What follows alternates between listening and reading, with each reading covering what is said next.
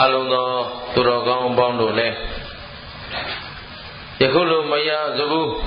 အရာထူးနေတဲ့ဘဝဒုကလေးကိုမိမိရော့ရော့ပေါ်ပေါ်ဆဆမနေကြဘဲနဲ့အချင်းရှိကလုံးလစိုက်ဖို့အလေးနဲ့ထားပြီးတော့တိုက်တွန်းပါတယ်နော်မြတ်စွာဘုရားရှင်ကိုရောမြတ်ကြီးကပညာရှိတဲ့ပုဂ္ဂိုလ်ဆိုရင်တဲ့ပစ္စုပန်ကောသံဃာပါကောင်းကျိုးချမ်းသာပေးနိုင်တဲ့အကျိုးစီးပွားများတဲ့အလုပ်ကိုပဲလုပ်ထိုက်တယ်ဟောအဲ့လိုအကျိုးစီးပွားများတဲ့အလုပ်လုပ်ဖို့ဆိုရင်ကလျာဏမိတ်တအဆွေခင်မွန်းကောင်းရှိဖို့လေအဆွေခင်မွန်းကောင်းရှိတဲ့အပေါင်းဖော်ကောင်းရှိတဲ့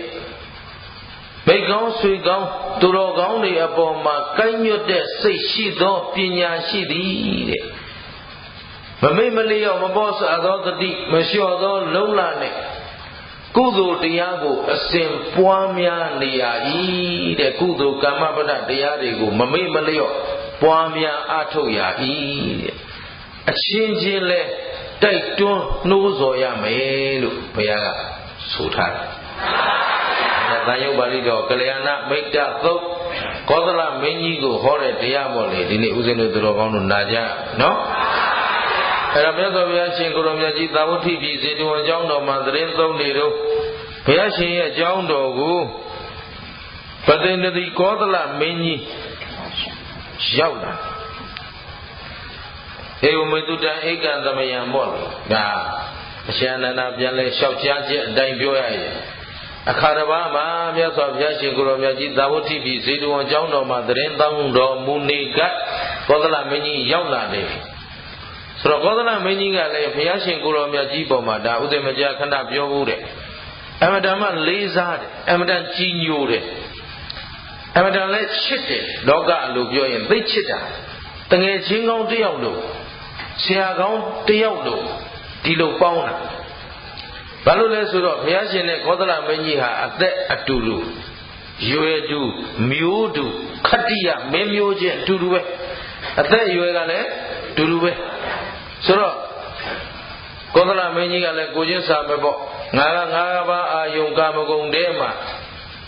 လူတကာတွေပေါ်နိုင်တဲ့စီးနေတဲ့တခါတည်းသွားမိုးအုပ်ချုပ်နေတဲ့မင်းကောသလမင်းဟာစစ်တိုက်အမတန်ဝါဒနာပါတယ်အာကောကမင်းလိုပဲကောသလကလည်းသိကြမ်းတယ်ဒီတော့ဘုရားရှင်ကိုရောမြတ်ကြီးကတောထွက်တရားအားထုတ်တရားရည်မြိုက်စည်းတွေနဲ့ဆိုတော့ဘုရားရှင်ကြီးကငြိမ်းအေးလို့ကောသလမင်းကြီးကပူလောင်လို့အဲ့ဒါကိုသူနိုင်ကြည့်ပုံရပါတယ်ဒါကြောင့်ဘုရားကိုသိချစ်တယ်ဩအရွယ်တူချင်းအတူတူသူကကောင်းတဲ့အလုပ်ကိုလုပ်နိုင်တယ်ဟုတ်ကဲ့လားဒါသိအရေးကြီးတယ်အဲ့တော့ဘုရားရှင်ကိုရောမြတ်ကြီးကိုသိချစ်တော့တနေ့ကိုအားနေရင်၃ခေါက်လောက်ဘုရားကျောင်းကိုရောက်အောင်သွားတယ်တကယ်မအားမလတ်တဲ့ကြာစစ်တိုက်ထွက်မယ်တိုင်းပြည်အရေးခင်းနေရှိလို့သူသွားမယ်လာမယ်ဆိုရင်လည်းဘုရားကျောင်းတော်ဝင်ဥခိုက်ပြီးမှသူသွားဒါလေးလေအတူယူစရာတစ်ခုပေါ့နော်အဲ့တော့ဦးဇင်းတို့ငယ်တုန်းကဒါအမေဖေကျေးဇူးကိုခုနကပဲပူဇော်ရင်းနဲ့နှလုံးသွင်းမိတာလေးငယ်စဉ်တောင်ကြီးကလေးဘဝကလေးကရဲ့အမေနဲ့ဖေဟာဦးဇင်းတို့ကိုဘယ်နေရာသွားကျောင်းသွားတော့မယ်ဆိုရင်လည်းဘုရားအရင်ဥသုံးရေးချမိခင်ဖခင်ကြော့ပြီးမှအမေကျွန်တော်တို့ကျောင်းသွားအောင်မယ်ပြောပြီးမှသွားခရီးဝေးဆိုတာမဆိုထားနဲ့တော့မြို့ထဲသွားအောင်မယ်ကြော့ပြီးမှဘယ်သွားမယ်ဒီလိုပြောပြီးသွားတယ်အလေးအကျင့်လေးကိုလုပ်ပေးထားတာရှိပါတယ်အဲ့တော့အခုလည်းဘုရားရှင်ကိုရောမြတ်ကြီးထမ်းကိုကောသလမင်းဟာနည်းနည်းလေးအလုပ်အားတယ်ဆိုရင်ပဲဘုရားရှိရောက်နေတယ်ပေါ့အဲ့ဒီမှာကောသလမင်းကဘုရားရှင်ကိုရောမြတ်ကြီးလျှောက်တယ်အရှင်မြတ်ဘုရားတဲ့ဘုန်းတော်ကြီးလာတော်မူသောမြတ်စွာဘုရားတပည့်တော်စိတ်ငြိမ်ရာကိုချင်းကပ်ပြီးတော့တူးတဲ့နေတဲ့အခါမှာဓမ္မလေးတစ်ခုတရားလေးတစ်ခုကိုစဉ်းစားမိတယ်တဲ့အဲ့ဒါလေးတပည့်တော်လျှောက်ပြရစီဟုတ်ပြီနော်ပညာရှိတွေဟာ မိမိအကျိုးအတွက်မိမိတကယ်လူလားကြတဲ့သူတော်ကောင်းတွေပဏိတတွေဆိုရင်မိမိအတွက်ကိုယ်ပိုင်အချိန်ဆိုတာပေးရတယ်နော်အခုကောသလမင်းကြည်သားတလောက်တိုင်းရေးပြီးရကောသလမင်းဆိုတာကောသလတိုင်းဆိုတာတိုင်းကြီး16တိုင်းကိုအုပ်ချုပ်ထားတဲ့ဧကရမင်းပတိသဒေသအသေးလေးတွေအုပ်ချုပ်တဲ့မင်းတွေကိုအကုန်လွှမ်းမိုးနိုင်တဲ့တိုင်းကြီး16တိုင်းကိုအုပ်ချုပ်ထားတဲ့မင်းတိတ်အလုံးများတာပေါ့ဗျာအဲ့ဒါအလုံးများတဲ့မင်းကသူ့အတွက်သူ့အချိန်ပေးတယ်စိတ်ငြိမ်ရာကိုချင်းကပ်ပြီးတော့တူးတယ်ဒါလေးတော့ဟမ်တယောက်တည်းသူနေတယ်စိတ်ငြိမ်ရာကိုချင်းကပ်ပြီးအာယုန်တွေစွန့်ခွာပြီးတော့ပညာရှိတို့လောက်အပ်တဲ့အလုပ်ပဲ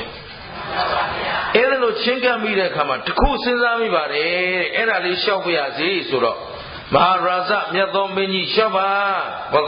ရားရှင်ကိုတော်မြတ်ကြီးခွင့်ပြုတော့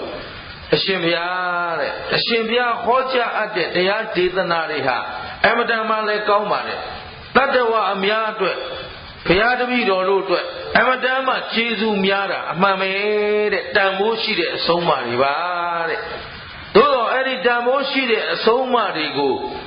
လိုက်နာကျင့်သုံးနိုင်ဖို့အရေးဟာအဆွေခင်မုန်းကောင်းတေအရေးကြီးတယ်ဗျာ။ဘာအရေးကြီးတယ်။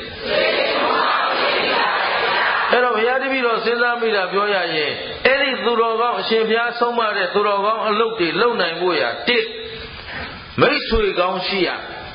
နှစ်အပေါင်းအသင်းကောင်းရှိရဟုတ်ပြီနော်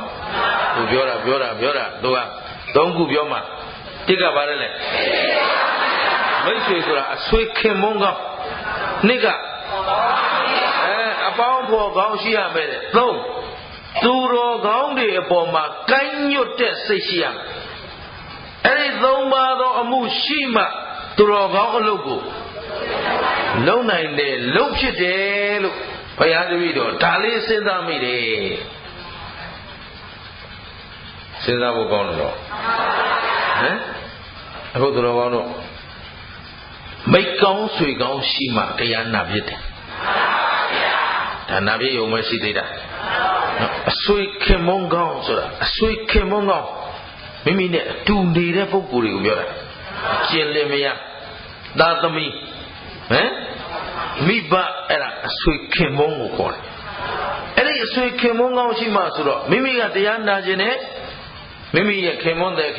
မကကန့်ကွက်နေမယ်အလိုမကျဘူးဆိုရင်ဒါဖြောင်းပြောင်းလို့ရမလားမရပါဘူးဗျာဒါမို့လို့စိတ်တူကိုယ်တူဖျားသွားကြောင်းတဲ့နကိုတူမြပြီးတော့လေနကိုတစိတ်ဆိုအမှန်မကောင်းဘူးလားကောင်းပါရဲ့ဒီလိုဒီလိုတောင်းခဲ့ကြတာမဟုတ်ဘူးလားအဲ့ဒါတောင်းတာပေါ့တောင်းလို့မရဘူးเนาะဒါလေးအရေးကြီးတယ်ဆိုတော့မကောင်းတာလည်းအတူလို့ကောင်းတာလည်းအတူလို့ဆိုရင်တော့သိမဟုတ်သေးဘူးဟမ်ဟုတ်ပြီနော်ကောင်းတာကိုအတူလုပ်နိုင်ရ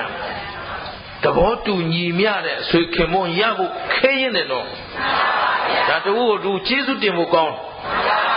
နေအောင်များတူခဲ့ရင်ပြောတာပါမတူတဲ့လူတွေတော့ကမ္မစကားပေါ့ဗျာဒါလေးပြောခြင်းလို့เนาะဒီနေရာမှာဒီတရားဟောတော့မယ်ဆိုအမေနဲ့အဖေကိုသွားသတိရပါနဲ့ဖေနဲ့မေနဲ့ရံဖြစ်ရော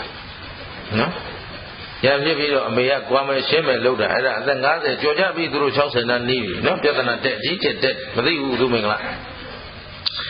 အဲ့ဒါနဲ့လာအကြောင်းကြားတဲ့ကိုလေးလာအောင်နဲ့ကျုပ်ကလည်းအိမ်ကတ်တဲ့လူမဟုတ်ဘူးနော်အိမ်လည်းတပတ်ပြည့်အောင်မနေဘူးဘယ်နေရာမှတပတ်ပြည့်အောင်မနေတာဟိုမိဂရာဘုံ9နှစ်ရှိပြီ8နှစ်ရှိပြီနည်းနည်းတောင်ပြင်းတယ်လို့ဖြစ်လာနော်အဲ့တော့တပတ်ပြည့်ရန်ကုန်မန္တလေးတို့လျှောက်သွားနေတယ်ပေါ့လေအိမ်ကညီမတွေညီလေးတွေကလာခေါ်ကြကိုကြီးလိုက်ခဲ့အောင်နေဘာဖြစ်လို့ဖေနဲ့မေတော့ကြီးကျယ်ပြဿနာတက်လိမ့်ဟင်ဒီရွယ်ကြီးမှရံဖြစ်သေးလားနော်မေကိုလည်းမသိဘူးသူတို့အတူတူသွားကြတာဟိုဘယ်သွား2ယောက်ခွဲပြီးဘဲမှမသွားတတ်တဲ့အကျဉ်လင်မယား2ယောက်နော်အဲ့ဒါသေးတာတော့သူရင်သေးငါရင်သေးလုံနေကြတာဘာလို့ဆိုကြံတဲ့လူကမကြံခဲ့ချင်ဘူးသူကနော်အဲ့လောက်အဖေနဲ့မေရအဲ့လောက်ချစ်ကြတဲ့2ယောက်ကဘာလို့ရံဖြစ်ကြတယ်မသိအဲ့တော့အိမ်ပြန်ရောက်တော့အမေအဖေကဝရန္တာရှိမှထိုင်းနေတဲ့ငုတ်တုတ်ကလေး မင်းငေါ့ပြတယ်ဖေနဲ့တော့တငယ်ချင်းလိုနေတာဆိုမင်းငေါ့ပြတော့လောက်ဆိုအဖေကရာသေးတယ်โอเคလောက်ဆိုသိတယ်နော်နှုတ်ဆက်ကြည့်လိုက်ကြတာအဖေဘက်ကမိစိမ့်ပြထားတယ်အမေဘက်ဝင်သွားတယ်ဟောနှခမ်းကြီးစူချိတ်နေတယ်အဲ့တော့ဝင်လာတာနဲ့ဘတ်ဆိုပဲလက်သွားမဖြစ်ဘူးအဲ့တော့ကန်ရမှာဒီတယောက်နော်အဲ့တော့ပြောကြည့်တယ်အမေဘာဖြစ်တာတော့လာမေးနဲ့ငါ့ကိုတဲ့နင့်ဖေသွားပလားတဲ့ဘယ်သွားမှာတော့သူမသွားငါသွားမယ်အဲ့လိုတွေပေါ့လေနော်အဲ့လိုဖြစ်နေတဲ့အချိန်ဦးဇင်းတခုံးပဲပြောခဲ့ပါတယ်အဖေဆိုးတယ်ပဲဆိုပါစို့လို့အဖေမဆိုးတာကျွန်တော်သိတယ်နော်ဦးဇင်းသိတယ်အဖေမဆိုးဘူးဆိုတာအမေဆိုးတယ်လို့ပြောသလိုဖြစ်သွားတယ်နော်အဲ့တော့နှစ်ယောက်လုံးဆိုးတယ်ဆိုကြပါစို့သို့တော့အမေကိုပြောခဲ့တဲ့စကားအမေအဖေကခမည်းစိတ်ထဲမှာဘလောက်ပဲစိတ်တိုင်းမကြဘလောက်ဆိုးတယ်ပြောဒါတော့ဥဒ္ဓမင်္ဂလာပြောတာသူမကြားလို့အမေဒီလောက်တော့အမေကဒီလောက်စိတ်လဲကောက်တတ်တယ်စိတ်လဲကြီးတယ်အဖေကနောက်အိမ်တော်ပြုစမ်းမှာကြွရှာကျွေးမယ်လို့အဲ့လိုပြောခဲ့တာနော်အဲ့တော့အဲ့ဒါကကြားရင်တော့သူမင်္ဂလာမှာမောင်းထုတ်မှာဒါတော့အမေတခြားဟာတွေအသာထားခုခမည်းတော်ကျုပ်တို့ဒီသစ္စာ၄ပါးတရားကိုဘယ်သူရှာပေးခဲ့တာလဲဒီစကလုံးတုံးမေးလိုက်မင်းပြရှာတာလေးတွေဒါသူ့ဝတ္တရားပဲမဟုတ်ပါဘူးဝတ္တရားမဟုတ်ပါဘူးလင်းဝတ္တရားမယဝတ္တရားစီးပွားဥစ္စာရှာပေးမယ်အမေကိုစီးစိမ်ဥစ္စာအကုန်အပ်တယ်လဲအဖေတော်ဝန်ကြည်ပြီးသားလို့ဒါတွေအသာထားခင်ဗျားတို့ပြုတ်တို့မှာဒီအဖေရဲ့ဂျေဇုကိုဟောဒီသစ္စာတရားရှာပေးခဲ့တာလေတခုနဲ့တည်းဟောဒီဘဝမဟုတ်ဘူးကဘာချင်းအောင်ဆက်မကုန်ဘူးလို့ရှင်းလားရှင်းပါပါဘုရားသဘောပေါက်သလားမှန်ပါပါဒီတခုမှပြောလိုက်ရတယ်သူတို့ပြေးလေသွားတယ်နော်ပြေးလေသွားတာထက်ကိုဦးစင်ပြောခြင်းတဲ့စကားလေးတခွန်းသစ္စာတရားတွေးဖို့လွယ်သလားလွယ်ပါဘူးဗျာလမ်းမှန်ပြနိုင်ဖို့လွယ်သလားလွယ်ပါဘူးဗျာအဲ့ဒါကြောင့်ဖခင်အပေါ်မှာဖခင်ဆိုတဲ့ကျေးဇူးကတခုကလျာဏမိတ်္တငါတို့ရဲ့အဆွေခင်မွန်းကောင်းပဲဆိုတာတခုအဲ့ဒီနှစ်ခုပေါင်းပြီးကျေးဇူးဆက်ပါတယ်မှန်ပါဗျာရှင်းသလားရှင်းပါတယ်ဗျာသဘောပါတယ်နော်အဲ့တော့မိမိကိုတရားဓမ္မလမ်းညွန်ပြခဲ့တဲ့ပုဂ္ဂိုလ်လောက်တန်ဖိုးရှိတာတော့လောကမှာမရှိဘူးဘာနဲ့ပေးစားရအမေလို့ခမရအခုအဖေကသေဆိုရင်ခမရသေပေးလိုက်ကျုပ်စိတ်ထဲမှာဒီတိုင်းရှိတယ်သဘောပါသလားအားလုံးကိုစဉ်းစားမိရလားကလျာဏမိတ်္တသိအရေးကြီးပါတယ်ဒီနေ့ဒကမာကြီးတို့နော်အခုယုံတာတရားပွဲကျင်းပတဲ့ဒကမာကြီးဦးဇင်းသားမှာတော်တော်ကိုသူအောက်ကျုပ်ခံပြီးတောင်းတာပါဦးဇင်းတို့ဒါမိခင်လို့အရွယ်ဆုံးမိခင်လို့ဆက်ဆံတာဒီလိုမဖြစ်စေချင်ဘူးပေးစရာရက်ကိုမရှိလို့အကြက်ရိုက်နေလို့မတော်ကြီးဟာမဖြစ်နိုင်လို့ပါမရဘူးဇွတ်ကတ်တောင်းတယ်တပည့်တော်အရက်ကိုကျေးဇူးဆက်ချင်လို့ဟုတ်ပြီနော်ဒီလားအေသူကရှိနေတာအဲ့ဒီပေါင်းတာပါစေမလေးဦးစင်းသိတဲ့အတိုင်းပဲဇတ်တာအရက်ကူးကြည့်မှာတရားပွဲတော့ကူးမနာဘူးဖရာတဲ့နော်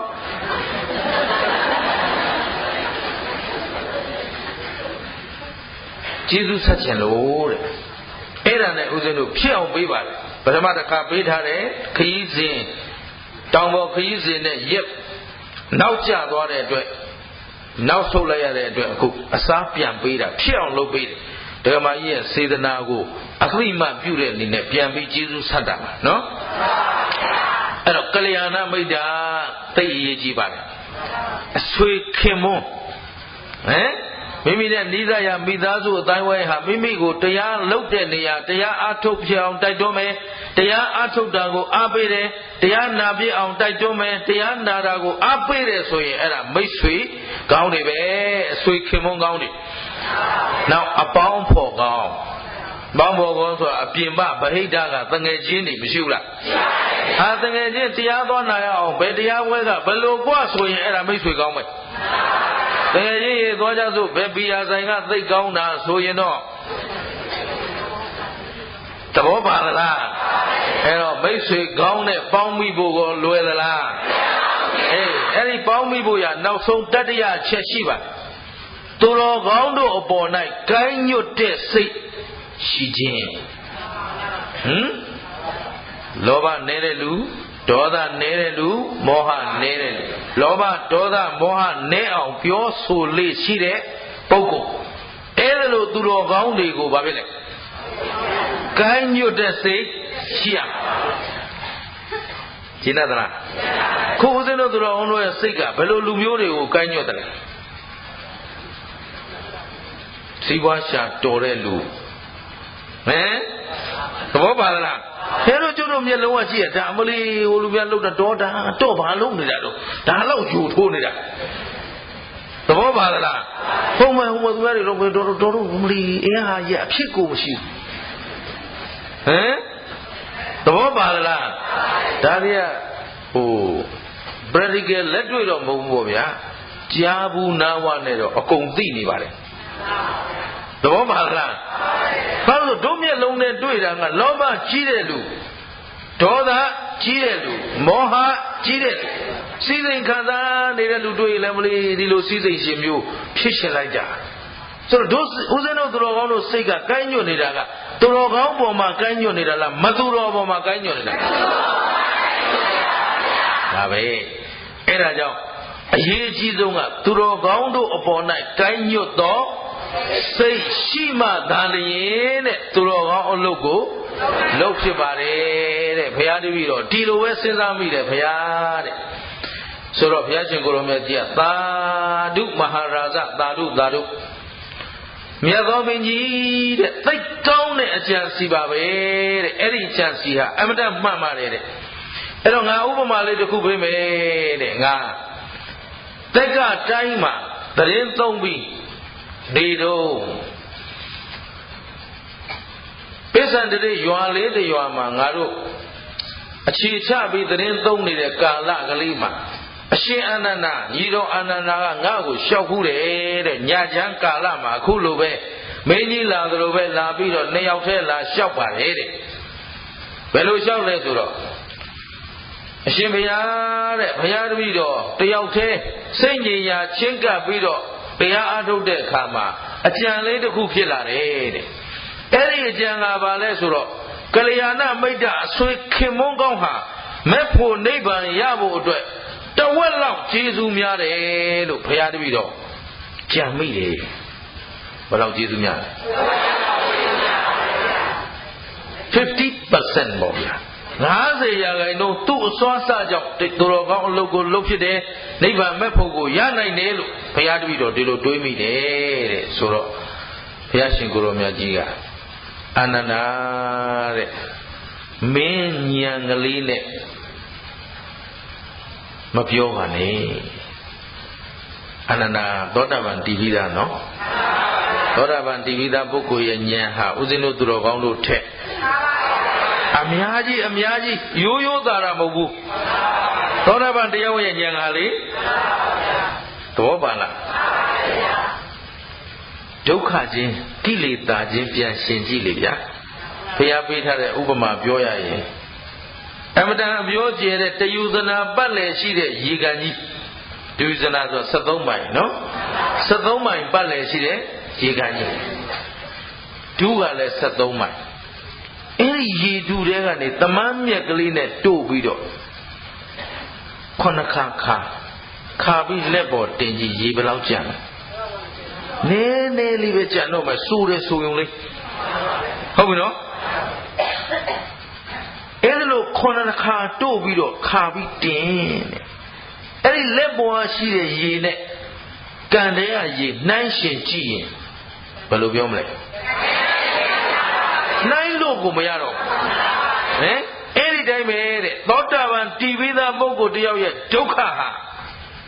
လက်ဖွားပေါ်ကသမမ်းမဲ့ဖြားနဲ့တို့ပြီးတင်ထားတဲ့ရေလောက်ပဲရှိတော့တယ်တဲ့ကိလေသာလည်းဒီတိုင်းပါပဲဘောမထင်နဲ့တော့ဒါမို့တချို့သောပုဂ္ဂိုလ်တွေကကိလေသာ၄ပုံပုံတစ်ပုံပုံနဲ့ဆိုတာကိုသဘောမတူတာဖြစ်ပါတယ်ဟုတ်ပြီနော်အဲ့တော့အပုံအနေနဲ့တွက်ကြည့်ရင်တော့လေးကသတ်ရလို့၄ပုံပုံချင်းဟာလည်းမှန်ပါတယ်သို့တော့ယခုလိုပြန်ကြည့်ရင်လည်းသောတာပန်ဆိုတာဒီအပေရောက်စေတတ်တဲ့အကုသိုလ်မှန်သမျှအတိတ်ကလုပ်ခဲ့သမျှလည်းပယ်လိုက်ပြီနောက်ထပ်လည်းအပေရောက်မဲ့အကုသိုလ်မျိုးအ ဘယ်တကားပိတ်တယ်ဆိုတာအလကားပိတ်ထားတာမဟုတ်ဘူးဘယ်တကားအပေရောက်မဲ့အလုံးမျိုးကိုမလုပ်တော့ဘူးဆိုတာကသူ့အသက်လည်းမတတ်ဘူးဘယ်လိုအသက်မျိုးမှဘယ်လိုအကြောင်းကြောင့်မှမတတ်ဘူးရှင်းသလားသူ့ဥစ္စာလည်းအခုသူတစ်ပါးပစ္စည်းလို့ဆိုရင်စိတ်နဲ့တောင်မပြတ်ပါဘူးသောတာပန်သူများသာမယာလဲမပြတ်ပါဘူးအကျဉ်းလေမယာသူတစ်ပါးကာမပိုင်ရှိတယ်လို့ဆိုရင်မင်းသားမင်းသမီးတောင်စိတ်ဝင်စားဘူးဒီလိုလုံခြုံရမှာအဲ့ဒီလိုလုံခြုံတဲ့သောတာပန်ရှင်းသလားနောက်မုသာမပြောမုသာဝါဒဝေဒမဏိဆိုတဲ့နေရာမှာမုသာဝါဒလည်းပါပါတယ်ပရုဒ္ဓဝါစာ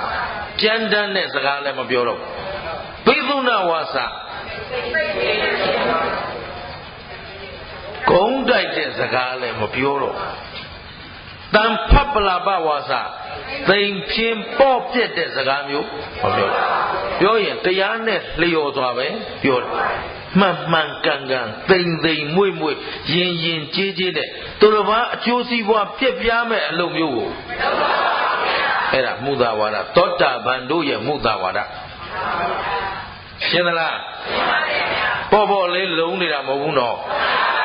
သူရာမေရယမူရစ်စေတတ်တွေဝေတ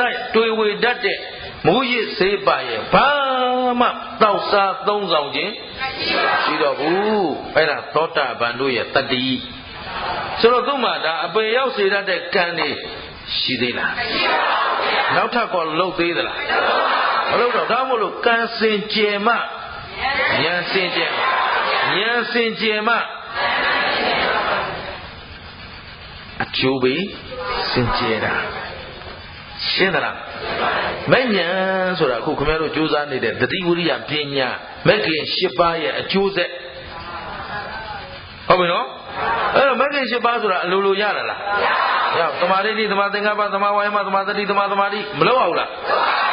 သတိထားအဲ့ဒါလို့သတိဝိရိယပညာကိုခဏတစ်ပြုတ်လုပ်ရမှာလားအချိန်ချိန်လုပ်ရမှာအချိန်ပွားများနေရရှင်းတယ်နော်အဲ့ဒါလို့လုပ်တဲ့နေရာမှာအခုအေယာတီတောင်လူတို့ပေါင်ထဲမှာနေကြတဲ့ခင်ဗျားတို့ကျုပ်တို့တွေမိတ်ဆွေအဆွေခင်မုန်းကောင်းမရှိဘဲနဲ့ပတ်ဝန်းကျင်ကောင်းမရှိဘဲနဲ့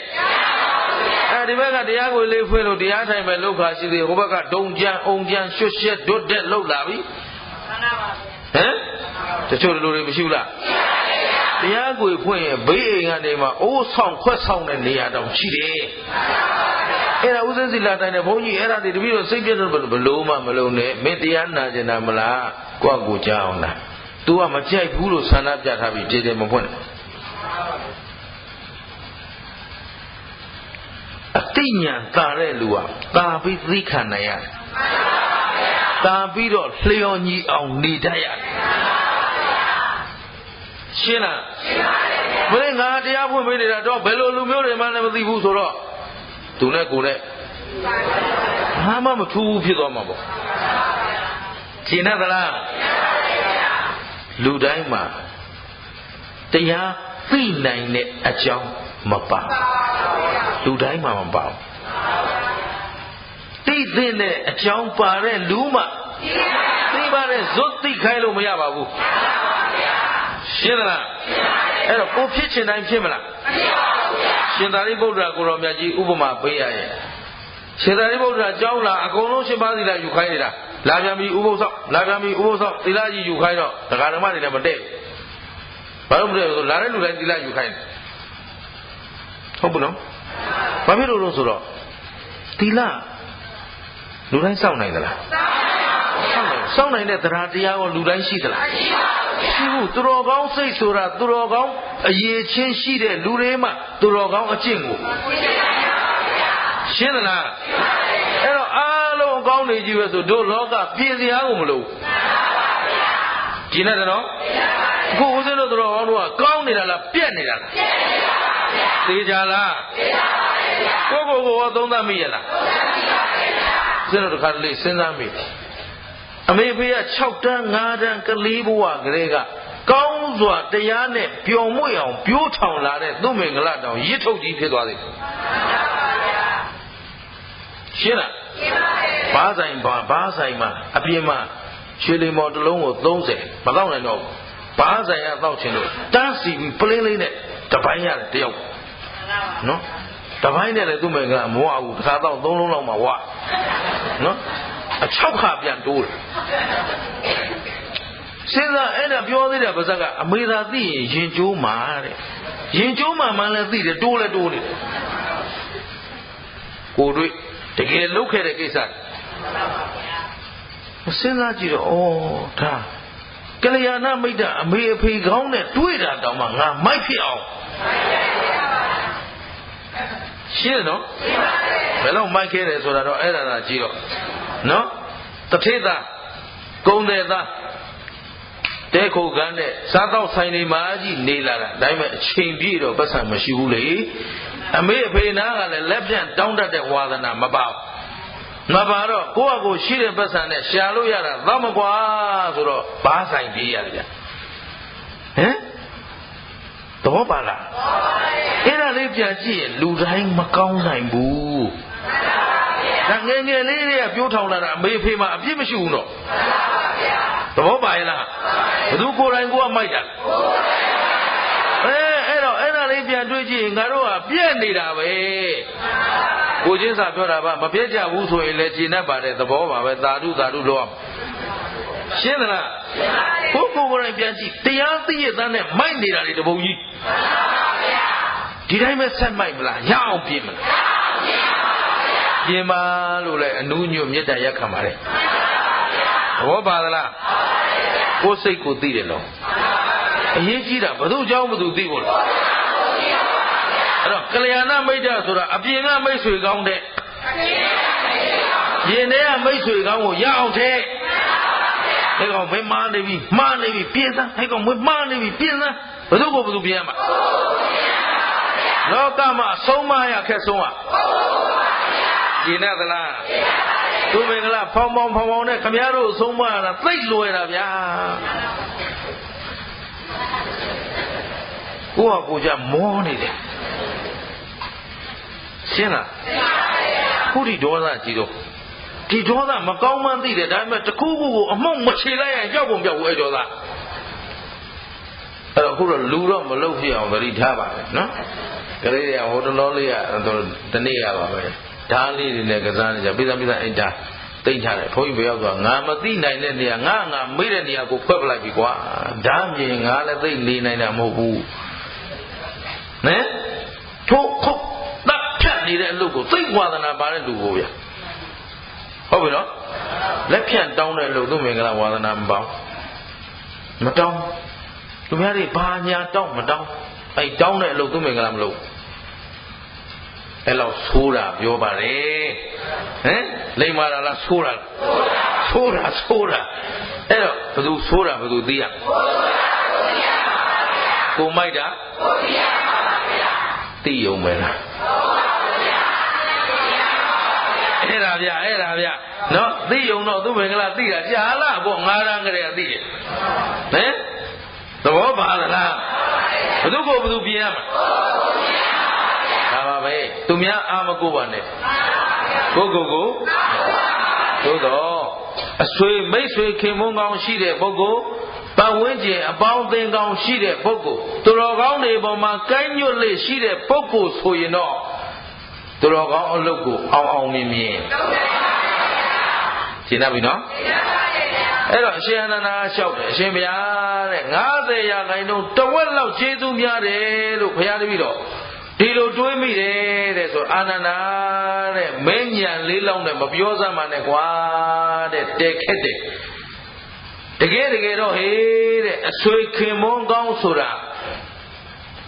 အလုံးစုံပတ်မလုံးစုံကိစ္စပြီးတဲ့အထိနိဗ္ဗာန်မဲ့ဖို့ရတဲ့အထိဟာသူ့ကြောင့်ရတာကွာ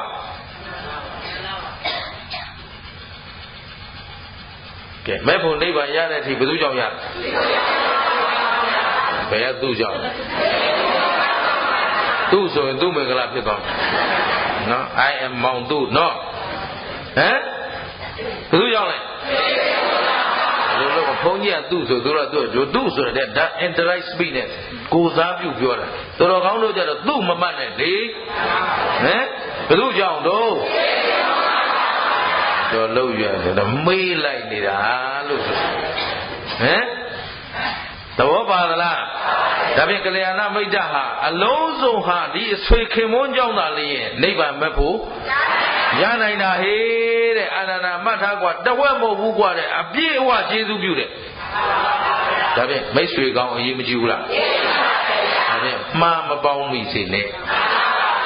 အပေါင်းမမားစေနဲ့တချို့ကအပေါင်းမားတာရဲ့မှားပေါင်းတာရဲ့ကြည့်လိုက်တယ်နော်မိုက်တဲ့လူနဲ့ပေါင်းမလားလိမ်မာတဲ့လူနဲ့ပေါင်းမလားရှမ်းတန်းတဲ့ပုဂ္ဂိုလ်နဲ့ပေါင်းမလားနုညံ့တဲ့ပုဂ္ဂိုလ်နဲ့ပေါင်းမလားသူတော်ကောင်းပုံမှာကိုင်းညွတ်တဲ့စိတ်မရှိတဲ့လူနဲ့ပေါင်းမလားကိုင်းညွတ်တဲ့စိတ်ရှိတဲ့လူနဲ့ပေါင်းမလားသိရေးကြည့်တယ်တရားနဲ့လျော်တဲ့အသည့်နဲ့အကောင်းမြင်ဝါဒလက်ကင်မထားရဲ့တရားတိုးတက်ရေးကိုတောင်လိုက်နှောက်ရှက်ရဲတဲ့တတ္တိရှိတဲ့လူတွေအများကြီးရှိတတ္တိလို့ပြောရတာကအဲ့ဒီထက်ဆိုးဝါးတဲ့အပြစ်တော့တရားပွဲကန့်ကွက်ခြင်းတရားပွဲကတိကိုယ်ယုတ်ကာယလုပ်ခြင်းဟမ်မျိုးစုံမရှိဘူးလားကြီးချက်ကြီးတဲ့အကုသိုလ်တော့မရှိတော့နောက်ဘယ်ဘုရားနဲ့တွေ့လို့မှကျွတ်ဖို့မလွယ်တော့ဒီနဲ့တော့အဲ့တော့ဒီလိုပုဂ္ဂိုလ်တွေလောကမှာရှိတယ်ဒီလိုလူနဲ့ပေါင်းပြီးရင်ငါတို့ကိုကျိုးရှင်းသလားဒီတော့ပြစ္ဆုတ်ပံလည်းကောင်းအောင်တန်လျာလည်းကောင်းအောင်ကြိုးစားတယ်မကြိုးစားတယ်ကုသိုလ်ပုံညကရိယာ10ပါးကုသိုလ်တရားတွေပွားများရဘာတွေပွားများသရသီလသုဒ္ဓသာဂဟိရိယောတပ္ပပညာဆိုတဲ့သူတော်ကောင်းယရနာတွေကိုယင်နေရှင်းလားလုံးသိမလုံးသိသူတော်ကောင်းယရနာကိုယင်နေမကိမ့်ပဲနဲ့ကောင်းကျိုးချမ်းသာရနိုင်ပါဒါကြောင့်ဘုရားကကောင်းကျိုးချမ်းသာအလိုရှိရင်သူတော်ကောင်းနဲ့ပေါင်းအောင်ဘာနဲ့ပေါင်းသူတော်ကောင်းနဲ့ပေါင်းပြီးတော့သူတော်ကောင်းတရားပွားများနေရမယ်တဲ့သူတော်ကောင်းတရားကို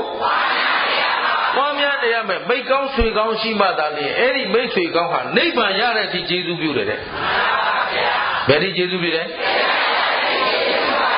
အလုံးစုံသူ့ကြောင့်ပဲကွာဘယ်သူကြောင့်တော့အဲ့တော့ဘလောက်တတိကောင်းလုံးတို့တပတ်ပြန်ပတ်ကြည့်နော်ခုလည်းသူ့ကြောင့်လုံးရှိသေးတာအလုံးစုံသူ့ကြောင့်ပဲကွာတဲ့ဘယ်သူကြောင့်တော့တတိလေးပြန်ပေးမှရနော်အဲ့တော့အရှင်အနန္ဒသောတပန်ဉာဏ်နဲ့ပြောတာဘယ်လောက်လဲတဝက်ဖခင်ကအလုံးစုံသူ့ကြောင့်ပြီးတာမိတ်ဆွေကောင်းရှိကိုကပြင်းနေတဲ့သလားခွန်းတော့တရားအထောက်တရားနာကောင်းငါခွာဒီနေ့ခေါင်းကိုက်လို့အောင်မခေါင်းကိုက်တော့မသိတော့ဘူးလားဟမ်ခေါင်းမကိုက်လဲသေမှာကိုက်လဲသေမှာလာတရားနာရင်သေရတာမြတ်တလားလိုက်ခဲ့ဆွဲထုတ်တော့ပါလားဦးဇင်းတို့ခေါ်ခဲ့ဘူးရတယ်ဘုရားရှင်ကိုရောမြတ်ကြီးအလောင်းတော်ဘဝတုန်းကတရားနာပြဖို့သူ့တငယ်ချင်းကိုဘုရားအလောင်းကအိုးရင်းတယ်ဆိုတော့သူကနှိမ့်ကြတယ်ဘဝသူ့တငယ်ချင်းကခတ္တိယမင်းမျိုးနော်တငယ်ချင်းဖြစ်နေကြအဲ့တော့တရားနာသွားဖို့ခေါ်မရတာနဲ့တခါတည်းရောင်ဆွဲခေါင်းခေါက်ပြီးဆွဲခေါ်သွားနော်တကယ်ဆိုမင်းမျိုးကိုလှမ်းတောင်ကြည့်ရတာမဟုတ်ဘူးအဲ့တော့ခုတော့အဆွေခင်မုန်းကောင်းပိသဆိုတာဆွဲခေါ်သွားတော့ဟိုကလည်းပညာရှိတော့စဉ်းစားငါ့ကိုဒီကောင်အရင်တုန်းကဒီလိုမလုပ်ဘူးခုငါခေါင်းတောင်ဆွဲခေါ်သွားပြီဆိုတော့တော်ယုံတန်ယုံကျေးဇူးမများပဲနဲ့တော့သူ့အသက်ကိုမငဲ့ပဲမပြောမှမဟုတ်ဘူးဒါမင်းမျိုးဆိုဒေါသဖြင့်တတ်စေဆိုရင်သေရမှာဟုတ်ကလားအဲ့တော့သေခြင်းသေပါစေတော့ဆွဲခေါ်တယ်ဆိုကြတဲ့ကတော်ယုံတန်ယုံကျေးဇူးများလို့တော့မဟုတ်ဘူးလို့စဉ်းစားမိတာနဲ့လိုက်သွားတယ်ဘုရားကျောင်းတော်ကိုအဲ့ဒါလိုကဆိုတော့မိတ်ဆွေကောင်းရှိမှအလုတ်ကလည်းလုတ်ဖြစ်တယ်ခုစုပေါင်းပြီးတော့မြို့တော်တွေမှာကောတောတွေမှာပါဟုတ်ဗကညောင်ဦးပဲဆိုရင်ရွာပေါင်းတော်များများဦးဇင်းတို့ကိုလာရောက်လျှောက်ထားတာကြား လာပြီးတော့လက်တွေ့လဲပြောပါတယ်ပြလဲပြပါတပည့်တို့ရှင်ဖျားတရားတိတ်ခွေတွေနဲ့ညာနေတိုင်းစုပြီးတော့တရားနာတယ်ဗျဘယ်နဲ့လင်းတာနဲ့တခါတည်းလောစပီကာနဲ့ဖွင့်ပြီးရွာထဲမှာတပည့်တို့အားလုံးနာကြပါတယ်ဖျားဆိုတော့ဩအတော်ကောင်းနေပါပြီလားဟင်စုပေါင်းပြီးတော့အမြဲတရားနဲ့မပြတ်အောင်နေမှတော့ခုဦးဇင်းတို့တော်ကောင်းတို့စိတ်တရားလဲအဖြောင်းလားအကောက်လားဖြောင်းနေတဲ့အချိန်နဲ့ကောက်နေတဲ့အချိန်ဘယ်တည်းကများအမလေးငါလိုလူတွေကြီးပဲဟမ်သဘောပါတယ်နော်ကောက်မှန်းသိရင်ရအောင်ဖြောင်းရအောင်ဖြောင်းကြည်ရတယ်နော်ဘယ်သူကိုဘယ်သူဖြောင်းဟုတ်ပြီဒီတော့မှဘုရားရှင်ကိုယ်တော်မြတ်ကြီးကလျာဏမိတ်္တအဆွေခင်မုန်းကောင်းရှိတဲ့ပုဂ္ဂိုလ်မှကွာတဲ့အာနန္ဒာကြီးတဲ့မပြတ်သောအာထုတ်ခြင်းနဲ့အာထုတ်နိုင်တယ်ဗါတယ်လေမိတ်ကင်၈ပါးအလုပ်ကိုမပြတ်အာထုတ်နိုင်တဲ့ချိန်ဖန်များစွာပွားများနိုင်တယ်ဆိုတာကလျာဏမိတ်္တရှိနေပါခုခေတ်ကြီးမှာစုဝေးပြီးတရားအထုတ်ရဌာနလေးတွေရောမရှိဘူးလားတရားရိပ်သာကြီးတွေလည်းအများကြီးမရှိဘူးလားဟေးဒါကိုကပန်းတတ်ဖို့ပဲလိုတာပဲဒီလိုမအားလို့ဗျာစကားမဝင်ပြဘူးဆိုတော့သေခြင်းရသလားလို့မေးလိုက်လေဟင်မအားတော့မသိပဲနေမှာလားအဲ့တော့သေမာကမအားဘနဲ့သေမာအားလဲသေမာဆိုတော့တရားအထုတ်တာကြမှာအားအောင်စောင့်နေလို့ဒါပဲရှင်းသလားဟိုသေမင်းကအချိန်မျိုးခေါ်မှာသူတရားထုတ်တာကြတော့အားအောင်စောင့်နေတယ်တဲ့သေမင်းကအားမခေါ်မှာလားသဘောပါလားအာနန္ဒာကြီးတဲ့ငါကဲ့သို့သောဘုရားရှင်ကိုယ်တော်မြတ်ကြီးကပြောတာပါတယ်သူကိုယ်သူငါကဲ့သို့သောအဆွေခင်မုန်းကောင်းနဲ့တွေ့တဲ့အတွက်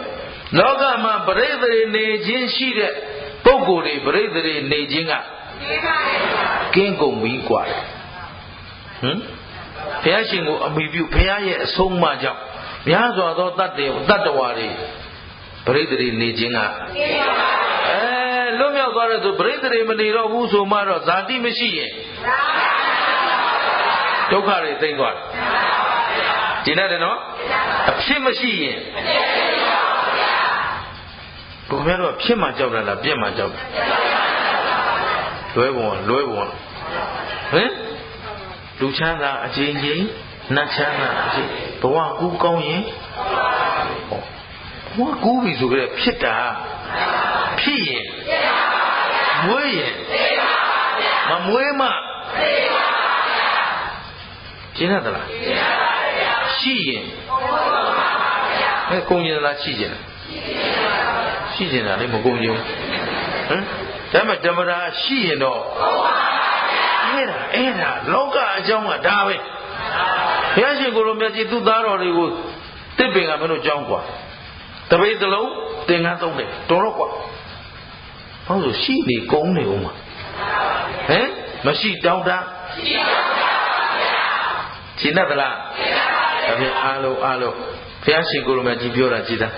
ငါကဲ့သို့သောကလျာဏမိတ်္တကိုအမိပြုပြီးတော့ပရိသေတွေနေလေရှိတဲ့ပုဂ္ဂိုလ်တွေပရိသေတွေနေခြင်းကကဲကုန်ပြီတဲ့။အိုလေရှိတဲ့ပုဂ္ဂိုလ်တွေအိုခြင်းနာလေရှိတဲ့ပုဂ္ဂိုလ်တွေနာခြင်းပူဆွေးငိုကြွေးလေရှိတဲ့ပုဂ္ဂိုလ်တွေပူဆွေးခြင်းငိုကြွေးခြင်းကကဲကုန်ပြီဆိုတော့ဘုရားရှင်ပြောတဲ့အတိုင်းသာသတိထားမဂ္ဂင်၈ပါးသာပွားများနေရင်ဒီပုဂ္ဂိုလ်ဟာတောင်းတခြင်းနေလာမလားတောင်းတခြင်းလာမလားလို့ပြောရတာအခုခင်ဗျားတို့ကျုပ်တို့မှာရှိတာခန္ဓာဘယ်နှပါးတော့အချင်းချုပ်လိုက်ရင်ယုတ်တရားနဲ့နံတရားနဲ့အဲ့ဒီယုတ်နာနှစ်ပါးပဲအချိန်ကြီးဖြစ်ပြီးရင်မြဲသလားမမြဲဘူးလားကိုပိုင်သလားမပိုင်ဘူးလားကိုဖြစ်ချင်တယ်လို့အရင်တုန်းကလည်းအခုရောနောင်ရောဘယ်တော့မှမဖြစ်နိုင်ဘူးသဗ္ဗေဓမ္မအနတ္တရှင်းသလားတောင်းတနေသေးသေးပြည့်စုံတယ်လို့ကြောင်းကြနေသေးသေးအေးချမ်းတယ်လို့နောင်ဖွဲ့နေခြင်းနေသေးလွတ်လပ်ခြင်းဆိုတာ သားနဲ့သမီးနဲ့လည်းနေကျင်သေးတယ်ဟိုသားသွားတာလည်းမကြိုက်သမီးသွားတာလည်းမကြိုက်ငါနဲ့နော်ဘယ်တော့မှလွတ်လွတ်လပ်လပ်နေရမှာပါလိမ့်မယ်သားသမီးတွေကနောင်ဖွဲ့တယ်လားကိုကနောင်ဖွဲ့တယ်စဉ်းစားလေစဉ်းစားလေဦးဇင်းပြောခဲ့ဘူးသူလိုပေါ့မလို့ငါသိသွားမှနင်တို့သိမယ်ဆိုတော့ရှင်းလားအမေဖေးသေးလို့သာသားသမီးတွေဒုက္ခရောက်ကြံရစ်ပါတယ်ဆိုရင်ခရတို့ကျုပ်တို့ကိုမွေးလာစရာမရှိဘူးဗျာဘယ်နဲ့ဆက်ရှိပြီမှမသိဘူးမွေးနေတာရှင်းသလားအကြောင်းနဲ့ပူတရားမိရှာကြံပူတော့ဟိုအပူခံပုဂ္ဂိုလ်ရဲ့အပြစ်လားပူနေတဲ့လူအပြစ်လားကိုဒုက္ခအဲ့ဒါနည်းသေးတယ်ပြောရင်ရှိတာရှင်းသလားဦးဇင်းကခင်ဗျားတို့ကိုပြောတာမဟုတ်ဘူးတော့ကိုယ့်အကိုပြန်ပြောဖို့ပြောတာတရားနာရအောင်လည်းသင်ရသေးတာဒီဘုန်းကြီးကအမှန်တန်ကျမ်းတဲ့ပုဂ္ဂိုလ်လို့များခင်ဗျားတို့ဆိုကြလားဆိုမဆိုသူကသူကျမ်းနာမကျမ်းနာတော့သူ့ပိုင်းဆိုတဲ့လူပြည့်ပြည့်မယ်ဘာရအပိုင်းဟမ်သဘောပါလားအေးဦးဇင်းကတော့ထီးရောက်အောင်ပြောမှာကျေးဇူးရှင်ဘုန်းဘုရားဆရာတော်ဘုရားကြီးတို့ကိုယ်ပဲစိတ်ကပ်သူမိကိုယ်သူဘာလို့များတယ်လဲဆိုတော့ထီးထီးရောက်ရောက်ပေါ်ပေါ်လွယ်လွယ်နဲ့နားလည်အောင်ပြောခဲ့လို့ကြည်ရသလားပါဠိတော်ကိုမျက်စောင်းထိုးပြီးတော့ဟောပါဠိတော်ကိုလွတ်သလားတို့မျက်စောင်းထိုးပြီးဦးဇင်းတို့တော်ကောင်းတို့နားလည်နိုင်မဲ့စကားနဲ့ပြောခဲ့တာအဲ့ဒါလို့ပြောတော့စိတ်လိုက်မှန်ပါပြောတဲ့နေရာမှာတချို့နေရာလေးတွေကြတော့ဘုရားဟောဓမ္မခန္ဓာနဲ့စွဲကျစ်တင်စရာလေးတွေပါနိုင်တာပေါ့ဗျာဥဒ္ဓမင်္ဂလာတရားတွေဆိုတချို့ပြောတယ်ဘုန်းကြီးတဲ့ဘုန်းကြီးတရားတွေကိုအပြစ်လိုက်ရှာနေကြတယ်တဲ့သူတို့မရှာခင်ကလေးငါရှာထားပြီးသားတရားပုတ်တိုင်းမှာအပြစ်မလုပ်ဘူးငါဘုရားမှမဟုတ်ပဲလို့ဟမ်အဲ့တော့မင်းတို့ကြိုက်တာရွေးယူကြသူမင်္ဂလာပြောတယ်အကုန်ယုံလို့ဘယ်တရားပွဲမှာမှအာမမခံဘူးရှင်းယုံကဲရှင်းလားရှင်းပါပြီကြည့်ရင်ဒါလေးကျုပ်ကဟောကြပါတယ်ဆိုပြီးတကားလေးလိုက်စင်စင်ခိုင်းတာလားခင်ဗျားတို့ပင့်လို့လိုက်ဟောတာလားရှင်းနေတာပဲကျုပ်ကလန်ကျုပ်လုံနေတာမှမဟုတ်ဘဲနဲ့ဒီမှာနားကျင်လို့မှသူမင်္ဂလာသားအပြင်းကြီးတဲ့ခါရရှိတယ်မကြီးဟမ်သဘောပါလားမအဲ့ဒီရလေကြိုက်လေပဲဟမ်ကျင်းတယ်နော်အဲ့တော့ဘသူဉာဏ်နဲ့ဘသူယုံအောင်ဘာနဲ့တိုက်ကြည့်ခန္ဓာအရှိနဲ့တိုက်ကြည့်ခန္ဓာအရှိနဲ့ခုဦးဇင်းတို့ဟောနေတဲ့ဝိပဿနာတရားဆိုတာဘာရှိတယ်လဲဒီမျက်လုံးဘာလို့တတ်တော့လူမျက်လုံးကမြင်တာလားနတ်မျက်လုံးကမြင်တာလားခွေးမျက်လုံးကမြင်တာလားဘာကမြင်တာလဲဒါဖြင့်လူရဲ့နတ်ရဲ့ခွေးရဲ့ပြမရဲ့ကွဲသေးလားမြင်တတ်တဲ့သဘောရှိရင်ကြားတဲ့သဘောရှိရင်ဘာကိုမြင်ပါလဲဒီနေတာပဲဘယ်မျက်လုံးကမြင်နတ်မျက်လုံးကမြင်လဲနတ်နာကကြားတော့လဲကျွတ်အစင်းနေအိတ်နေတဲ့လူတွေရှိတယ်နတ်နာကကြားတော့လဲအတန်ပဲအတန်ဟာအတန်ပေါ့ဘာအကောင်ထည်ရှိလဲငွေများချိုလားမကြုတ်အောင်လို့မချိုတာပေါ့ဖိုးချစ်အတန်ဆိုရင်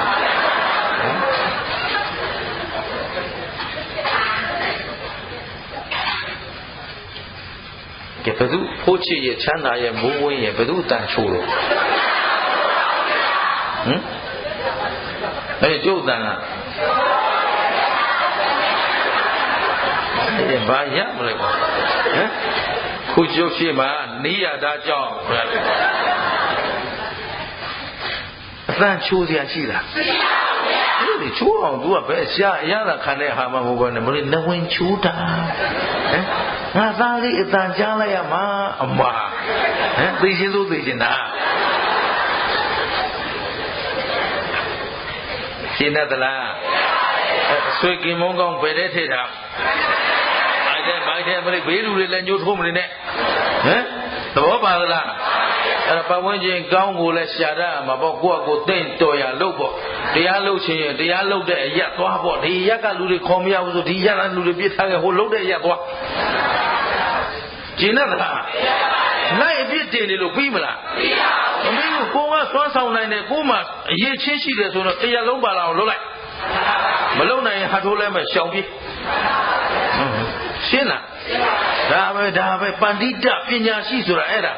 မနိုင်ဝင်ကြီးထားပြီးတော့တပည့်တော်ဒါတွေလုံးချင်တာပြောလို့ရှားထွက်နေရှင်းတယ်သလားဒါမို့ဘုသူမင်္ဂလာအခုရဲတရားတော်တွေဟောတော့ညီတော်မောင်တွေအခုစစ်တမ်းထုတ်ရတယ်နောက်ကတပည့်တွေတို့ရတယ်သူမင်္ဂလာအော်လို့ရှောက်ဟောနော်ရှောက်အော်တော့နောက်ဟောလာတော့တက်လေပြဿနာမရှင်းနိုင်အဲ့ကောင်လေးငါကဒီတရားနဲ့ထိတွေ့လာတာငယ်လေးကလေးမိုက်ချင်လို့သာကြားတဲ့မိုက်လာတာငါအကုန်သိတယ်မင်းတို့ကခုမှတွေ့တာငါလို့ရှောက်မအော်နဲ့ငါပြဿနာငါရှင်းနိုင်တယ်ပြန်ပြောရဟောဆိုမင်းတို့တော်ချန်နေကလျာဏပိဋ္ဌနဲ့မတွေ့ဘဲနဲ့ပါပမိတ်္တနဲ့တွေ့တော့သဘောပါတယ်နော်ကောင်းပြီဘယ်သူဝမ်းထဲမှာပြင်ဆင်ထားဘုရားရှင်ကိုရောမြတ်ကြီးကပြောပါပြီမဲခင်၈ပါးကိုချိန်ဖန်များစွာပွားများနေရမဲခင်၈ပါးကိုကုသိုလ်တရားနဲ့ပြစ္ဆုတ်ပန်တန်တရားနတ်ဖျားကောင်းကျိုးကိုအလိုရှိတဲ့ပညာရှိမှန်ရင်နဲ့ဟုတ်ပြီနော်မဲခင်၈ပါးကိုမပြတ်ပွားများနေရကလျာဏမိတ်္တနဲ့ကောင်းအဲ့ဒါမှဘာခေါ်လဲပညာရှိအဲ့ဒါမှဘာလဲပညာရှိပါဗျာအဲ့ဒီမှာတရားကြီးလျှောက်ထားတာမုံရွာတုန်းကလျှောက်လာတာလေတခုသတိရလို့ဖခင်ကသတ္တရနဲ့ဥစ္စေတဒိဋ္ဌိမပယ်ဘူးတဲ့အဲ့ဒါဘုန်းကြီးတွေသိတယ်မေးကြည့်လို့ဒီလိုပြောတယ်နော်အဲ့တော့အခုဒီတရားလို့ပြောရင်ဟုတ်တယ်မပယ်ဘူးပြစ္ဆုတ်ပံလဲကောင်းရမယ်တန်တရားလဲကောင်းဒါမဟောရဘူးလားမပြောရဘူးလားဒိဋ္ဌိဇွဲကြောင့်ပြောတာလားမဟုတ်ဘူးဒါလေးသိဖို့လိုပါတယ်နော်ဘုရားရှင်ရဲ့ဓမ္မခန္ဓာထဲမှာပြစ္ဆုတ်ပံတန်တရားနှဖျားကောင်းစားရေးဆိုတာပါသလားမပါဘူးလားပါတယ်တန်တရားကောင်းစားရေးပါတယ်သို့တော့တချို့နေရာကျတော့တန်တရားဆိုတာကောင်းတယ်လို့မရှိဘူးကွာ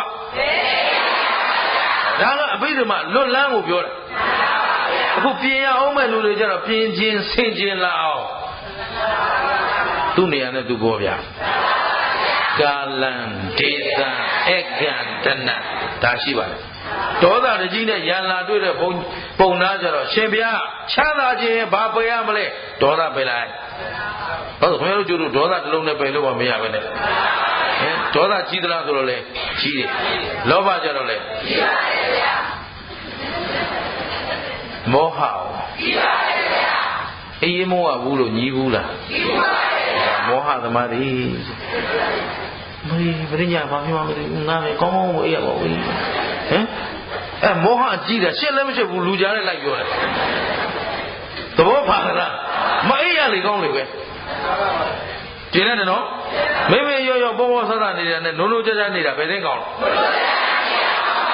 အောင်ဘောဓမ္မယုံနဲ့တော့ရှေ့လာတော့မှအခုတော်ပူးလာပြီဟိုရှိဆိုရင်တော့ဒါဆောင်းတွင်းအေးအေးဝပြီးသွားအဲ့ဒါမိတ်သွားပြီသူတို့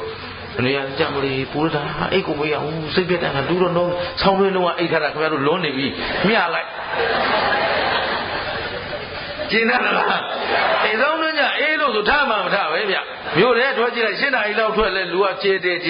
9နာရီထားလဲခြေတယ်ဈေးထဲတောင်မှတော်တော်နဲ့လူမရောက်ဘူးဟောဆိုတော့အေးလို့ပူအိတ်ထားတာနေရာကြီးကလျှော့ပေါ်ဗျရှင်းတယ်လားကဲဒါဖြင့်ဘသူကိုဘသူကောင်းအောင်ပြန်ဆွေခင်မုန်းကောင်းတဲ့ကောင်းတယ်သူတော်ကောင်းတွေအပေါ်မှာကိုင်းညွတ်တဲ့စိတ်ရှိရသူတော်ကောင်းဆိုတာမိမိကိုသစ္စာနဲ့လမ်းပြနိုင်တဲ့ပုဂ္ဂိုလ်ရှင်းသလားအကြောင်းအကျိုးအကောင်းဆုံးကိုဝေဖန်ညွန်ပြနိုင်တဲ့သူတော်ကောင်းကိုစိတ်ကရပဲကိုင်းညွတ်တဲ့စိတ်ရှိရရှင်းတယ်ကြလားဟဲ့ဒါမို့နုညံတဲ့စိတ်ထားအကောင်းမြင်ဝါဒ